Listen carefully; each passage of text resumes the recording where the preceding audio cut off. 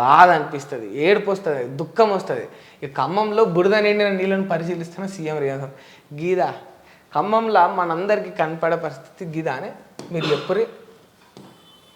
గిదేనా ఖమ్మం మొత్తంలో ఉన్న దుస్థితి? అబ్బో అయ్యా దొర, ఖమ్మం దొర. గీదా మీరు చెప్పాలి ప్రజలారా, మిత్రులారా, ఖమ్మంలో ఉన్న దుస్థితి గీదా. ఏదో అంగుళం బురద నీళ్ళల్లో అడుగు పెట్టినందుకు, అంగుళమే ఒక అంగుళం ఉంటుంది, ఇంత 2 అంగుళాలు 3 అంగుళాలు ఉంటాయేమో, ఇక దాంట్లో 2 అంగుళాలు 3 కూడా లేదు, పాడాడ బూటు కూడా మునుగుతలేదు, కానీ 2 అంగుళాల బురద నీళ్ళల్లో ఇట్లా అడుగు పెట్టినందుకు బురద నీళ్ళను పరిశీలిస్తున్న ముఖ్యమంత్రి తోకేం బట్టి పొంగులేటి మంత్రి. గీదే అక్కడ చచ్చిపోతున్నారా నాయన, ఇల్లు కొట్టుకోపోతున్నాయి నాయన, పంట మొత్తం నష్టం అయిపోతాను నాయన అంటే దిగాలి నువ్వు, వాళ్ళకు పోవాలి, ప్రజలతో మమేకం అవ్వాలి. ఈ బురద నీళ్ళను పరిశీలించిండని ఇది ఒక ఫోటో, దీనికి ఒక వార్త. సిగ్గు పోతుంది. ఖమ్మంలో ఎంత దుస్థితి చూస్తూ ఉన్నాం, ఎంత ఇబ్బందులు చూస్తూ ఉన్నాం. ఈయన వేసుకున్నాడు వెలుగు పత్రికలో ఒక బురద నీళ్ళ ముచ్చట వేసుకున్నాడు. ముఖ్యమంత్రికి ధైర్యం కేవలం ప్రతిపక్షం మీద మాట్లాడడానికే ఉంటుందేమో, మరి ప్రజల పక్షాన నిలబడి ఏడికైతే ఆడికి పోయే విషయంలో ఉంటుందో ఉండదో. ఎందుకంటారంటే పర్టికులర్ గతంలో చూసుకున్నప్పుడు సిరిసిల్ల ఇబ్బందుల్లో ఉన్నప్పుడు కేటీఆర్ గారు అదొక జాకెట్ ఉంటుంది కదా మునిగిపోకుండా, ఆ జాకెట్ వేసుకొని పడవలో పోయిండ్రు. అంటే కేసీఆర్ కూడా పోలే డమ్మి, కేటీఆర్ పోగలిగాడు. ఒకనొక సందర్భంలో హరీష్ రావు గారు పోగలిగారు. మరి రేవంత్ రెడ్డి గారికి, మరి కేసీఆర్ గారికి ఏమవుతుందో, మరి భయం అవుతుందో, మరి నీళ్ళంటే బాధ అవుతుంది. మహబూబాబాద్ జిల్లా మరిపేడ మండలం పురుషోత్తమాయగూడెం వద్ద ఇక దెబ్బతిన్న ఇక రోడ్డు మొత్తం ఇట్లా దెబ్బతినిపోయింది. అది చూడొచ్చు ఇక్కడ మీరు, ఇదంతా కూడా రోడ్డే కొట్టుకుపోయిందంటే చూడరు. ఇక రోడ్డు నాసిరకమా లేకపోతే నీళ్ళ వరద దాటికి పవర్ ఎక్కువ ఉన్నదా తెలియదు, కానీ మొత్తానికి ఈ రోడ్డు అయితే కొట్టుకుపోయింది. ఏమంటా ఉన్నది ఈ రోడ్డు విషయంలో చూద్దాం. నష్టం 5,000 కోట్లు, వెంటనే 2,000 కోట్లు ఇవ్వండి అని కేంద్ర ప్రభుత్వాన్ని రాష్ట్ర ప్రభుత్వం అడుగుతూ ఉన్నది.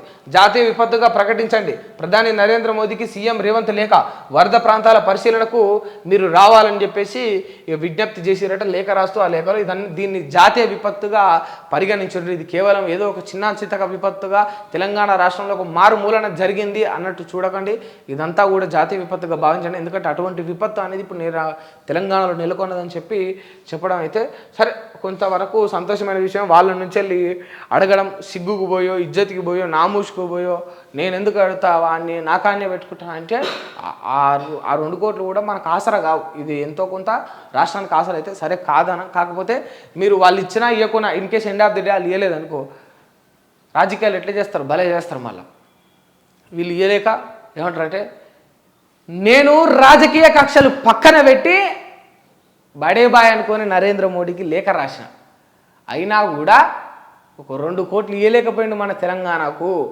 అని అనొద్దు. ఆయన ఇవ్వలేకపోయిండు అనుకో, నువ్వు ఇచ్చేసి 100 కోట్లు 1000 కోట్లు 1,00,000 కోట్లు ఆ ప్రాజెక్ట్ అని ఈ ప్రాజెక్ట్ అని ఆడని ఈడని పాడని మీ బండ్ల డీజిల్కే లక్షలలో అవుతాయి కదా ఓ రోజుకు. మీ సెక్యూరిటీ ఖర్చులు మెయింటెనెన్స్లో కోట్ల రూపాయలు ఉంటాయి కదా, విట్టి ఖచ్చితంగా పెడుతున్నప్పుడు ఏం కాదు, 2 కోట్లు 3 కోట్లు మీరే అడ్జస్ట్ చేసుకొని పెట్టచ్చు. ఒకవేళ వాళ్ళు ఇవ్వకపోతే చెప్తా ఉన్నా, ఇక వాళ్ళు ఇవ్వలేదని చెప్పి మళ్ళీ సాకులు చెప్పి ఈ లంగ దొంగ రాజకీయాలు చేస్తే మాత్రం ఏమవుతుందంటే ప్రజలు ఆడ ఇబ్బందులు పడుతూ ఉన్నారు, ప్రాణాల మీదకి వచ్చింది, ప్రాణాలు పోతూ ఉన్నాయి. అటువంటి అప్పుడు ఈ క్యాలిక్యులేషన్స్ రాజకీయ కక్షలు విమర్శలు మాత్రం చూపెట్టుకోవద్దు, చేయకూడదు. రైట్. ఊహ వచ్చినప్పటి నుంచి ఇంత వర్షాన్ని వరదను చూడలేదని మున్నేరు ముంపు ప్రాంతాల్లోని 70-80 ఏండ్ల వృద్ధులు చెప్తున్నారు. బాధితులకు ప్రభుత్వం ఎంత చేసినా తక్కువే, వారికి అన్ని విధాల అండగా ఉంటాం, మాకు ప్రజా ప్రయోజనాలే ముఖ్యం. వర్షాలు ప్రారంభమైనప్పటి నుంచి మంత్రివర్గ సహచరులు అధికారులు చాలా బాగా పనిచేస్తున్నారు. పొరుగు రాష్ట్రాల్లో ప్రతిపక్ష నేత కూడా వరద ప్రాంతాల్లో తిరుగుతున్నాడు. ఇంతటి విపత్కర పరిస్థితుల్లో మన రాష్ట్రంలో ప్రధాన ప్రతిపక్ష నేత కేసీఆర్ మాత్రం ఫామ్ హౌస్లో విశ్రాంతి తీసుకుంటున్నాడు. ఫ్రెండ్స్తో కలిసి కేటీఆర్ అమెరికాలో ఎంజాయ్ చేస్తూ ప్రజాక్షేత్రంలో ఉన్న మంత్రులను ప్రభుత్వ యంత్రాంగాన్ని బద్నాం చేస్తున్నాడు. రైట్. వాస్తవానికి ఒక అంశం అంటే మనం ఎవరికి అది చేయొద్దు, ముమ్మాటికి ఒక మాట వాస్తవం అయితే మాట్లాడుకో. ఇది వెలుగు కనుక కొంత వాస్తవం ఉంటుంది, అప్పుడప్పుడు కొంత ఎక్కువ వాస్తవాలు ఉంటాయి. ఇప్పుడు ఏమంటా ఉన్నాడంటే సింపుల్గా ఫ్రెండ్స్తో కలిసి కేటీఆర్ అమెరికాలో ఎంజాయ్ చేస్తూ ప్రజాక్షేత్రంలో ఉన్న మిత్రులను ప్రభుత్వ యంత్రాంగాన్ని బద్నాం చేస్తున్నాడు. వాస్తవానికి కేటీఆర్ ఈ ఖమ్మంలో ఈ వరద ఈ విపత్తు మొదలు కాకముందుకే నేను నా కొడుకు ఎడ్యుకేషన్ పని మీద నేను అమెరికాకు పోతున్నా అని చెప్పేసి ఆయన ట్వీట్ కూడా చేయడం జరిగింది. అది మనందరం కూడా చూసినాం. మేబీ అదొక 5 days 1 week అవుతుంది. ఇది నాకు తెలిసి బిఫోర్ ఈ వరద ఇంత కాకముందుకు కొంచెం భారీ వర్షాలు పడుతున్నాయి అన్న సందర్భంలో ఆయన ట్వీట్ చేసేసిండు ఆల్రెడీ. ఎందుకంటే అది ఆయన ఎడ్యుకేషన్ పని మీద పోతున్నా అని చెప్పిండు. అది అప్పటిదప్పుడు డిసిషన్ తీసుకున్నది అయితే కాదు maybe. So what ever it is, ఇదైతే కొంచెం దుమ్మెత్తి పోసే విధంగా ఉన్నది. సరిగా పక్క రాష్ట్రాల్లో పోనీ పీకకపోని ఈ కేసీఆర్ ఫామ్ హౌస్కే పరిమితమై విశ్రాంతి తీసుకుంటున్నట్టే కేసీఆర్ అసెంబ్లీకే రాడు. గట్టిగా మాట్లాడితే కేసీఆర్ అసెంబ్లీకే రాడు. ఎందుకు వస్తాడు? అసెంబ్లీకి రాని కేసీఆర్ మీ ముచ్చట గమ్మత్తున్నది కానీ వస్తాడా? ఈ వరద నీళ్ళ కాడికి వస్తాడా? అసెంబ్లీకి రానికే అయోమయమయ్యాడు. గా వరద ప్రాంతాలకు వస్తే కొట్టుకోబోడు కేసీఆర్ ముందే బక్కపలసనుడు అంటే బాధపడతారు. కానీ రావాలి, చెయ్యాలి. ఇప్పుడు ప్రధాన ప్రతిపక్షం అని చెప్పుకోవడం ఎక్కడ ఉంటుందంటే వీళ్ళకు ఒక మంచి మీటింగ్ స్టేజ్ ఉంటే అంత సెటప్ చేస్తే గ్రాండ్గా మొత్తం కోట్లలో సెటప్ చేసి వెనక పూలదండలు అన్నీ కట్టి మొత్తం ఆ పూలు ఈ పూలు బంతి పూలు మందార పూలు ఆ పూలు ఈ పూలు అన్ని 10 రకాల పూలు కట్టి బ్యానర్ వేయాలి, పెద్దది కటౌట్ ఫ్లెక్సీ అంటారు కదా, వేసి ఇట్లా పెట్టాలి. బాపు టోపీ పెట్టుకొని ఉండాలి, దండాలు పెట్టాలి, లేకపోతే ఇట్లా విక్టరీ సింబల్ చూపెట్టాలి.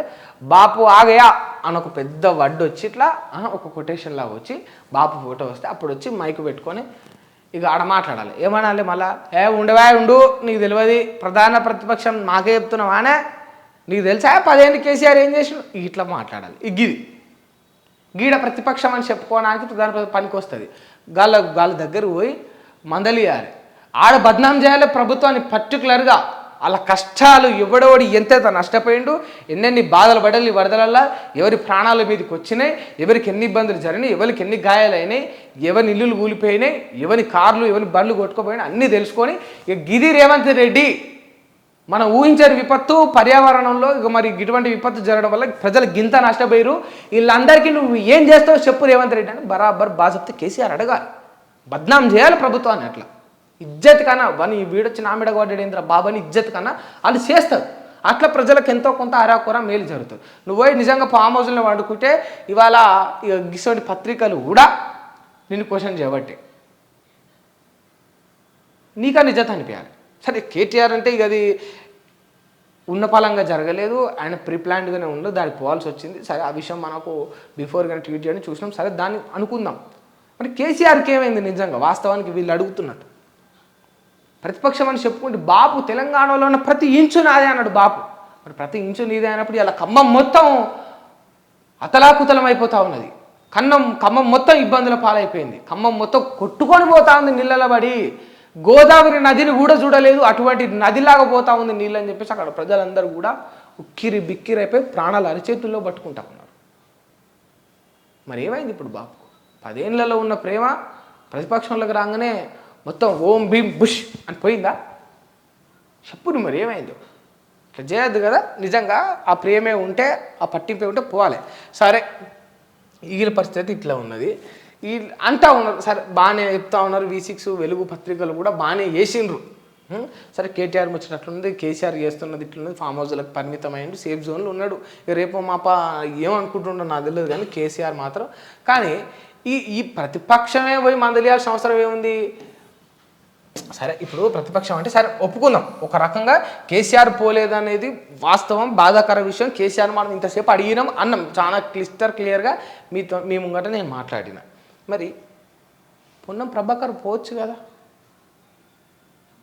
తుమ్మల నాగేశ్వర్ పోవచ్చు కదా, ఇదే V6 ఓనరు వివేక్ వెంకటస్వామి పోవచ్చు కదా, వివేక్ వెంకటస్వామి కొడుకును పోవచ్చు కదా. వివేక్ వెంకటస్వామి ఎమ్మెల్యే అవుతాడు, వివేక్ వెంకటస్వామి కొడుకు MP అవుతాడు. నల్లగొండల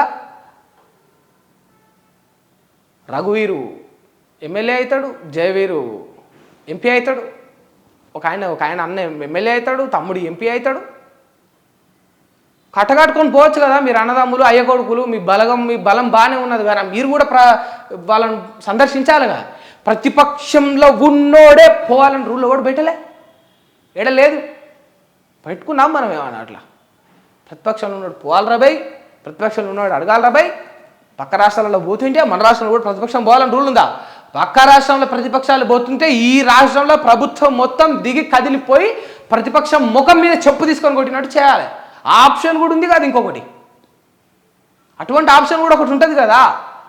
119 మంది ఎమ్మెల్యేలు ఉంటే 60కి పైన సీట్లు మీయే ఉన్నాయి కదా, పోవాలి. మీరు పోవాలి, ఎమ్మెల్యేలు పోవాలి.